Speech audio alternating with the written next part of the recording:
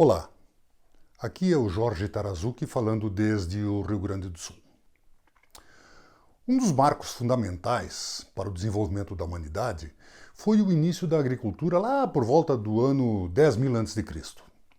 Até então, os humanos eram meramente caçadores-coletores, nômades, que se moviam de acordo com a disponibilidade de comida. Com o início do cultivo de plantas, principalmente de cereais como trigo, cevada e centeio, as pessoas acabaram se fixando na terra e formando pequenas comunidades. Ao mesmo tempo em que a agricultura se desenvolvia, alguns animais foram domesticados, como vacas, cabras, ovelhas e porcos. A principal consequência foi que começou a haver excesso de alimento, o que permitiu que nem todos fossem agricultores. Algumas pessoas assumiram outras funções, como chefe das comunidades, seguranças ou soldados que ajudavam a proteger a comunidade, líderes religiosos, tecelões e mais tarde carpinteiros, pedreiros e outras profissões. Pode-se deduzir daí que foi quando começou a distinção de classes, onde o elo mais fraco e oprimido, por incrível que pareça, eram justamente os camponeses, fincados na terra que cultivavam. O resto da história a gente já conhece. Vieram os reinos, os impérios, os feudos e, por último, as nações. O cientista Jared Diamond, em seu famoso livro O Terceiro Chimpanzé, e o escritor Yuval Harari, no seu best-seller Sapiens, Uma Breve História da Humanidade, afirmam que a agricultura escravizou a humanidade, pois as pessoas tiveram que trabalhar mais protegendo suas plantações, não só contra as pragas e as severidades do clima, mas também contra ladrões e invasores. Conforme esses autores, a aglomeração de pessoas em vilas, o convívio com os animais e as condições sanitárias precárias decorrentes disso tudo acabaram propagando muitas enfermidades, como sarampo, a gripe, a varíola, e muita gente morreu por causa disso. Mas será mesmo que o advento da agricultura foi tão ruim? Ora, se não fosse isso, ainda a gente seria caçadores-coletores e estaríamos na Idade da Pedra, disputando o território com outros grupos por comida.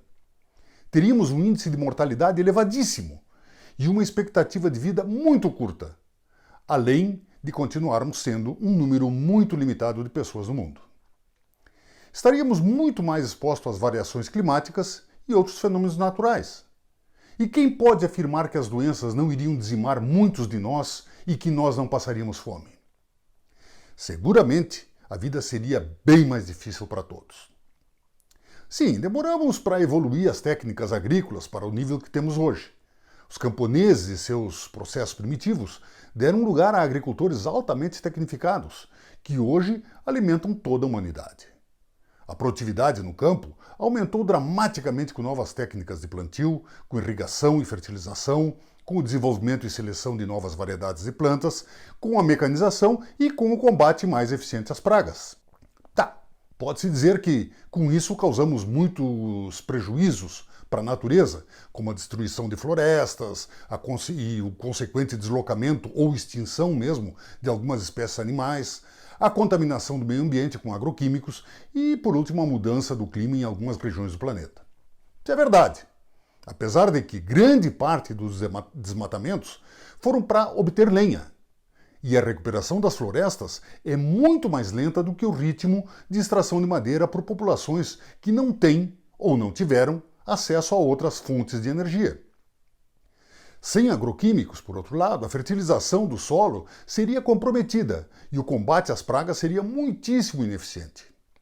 Já a modificação do clima muito se deve ao aumento do gás carbônico na atmosfera, aos diferentes ciclos da atividade solar e a fenômenos como El Niño e Laninha e principalmente pelo acelerado crescimento populacional. A saída seria a produção de alimentos orgânicos e cultura familiar em pequena escala? Sabemos que essas técnicas têm baixo rendimento, volumes limitados e um custo muito mais elevado.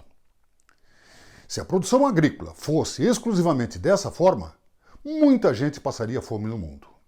O fato é que, sem agricultura moderna, não conseguiríamos alimentar 8 bilhões de pessoas que vivem hoje na Terra. Então, qual o caminho a seguir? Abraçamos a agricultura moderna ou voltamos às práticas primitivas de cultivo? Produzimos mais e melhor ou reduzimos o número de consumidores? Aceitaríamos implementar um controle de natalidade massivo e compulsório para reduzir o número de pessoas no planeta e diminuir o consumo de alimentos? Fica essa pergunta. Até a próxima.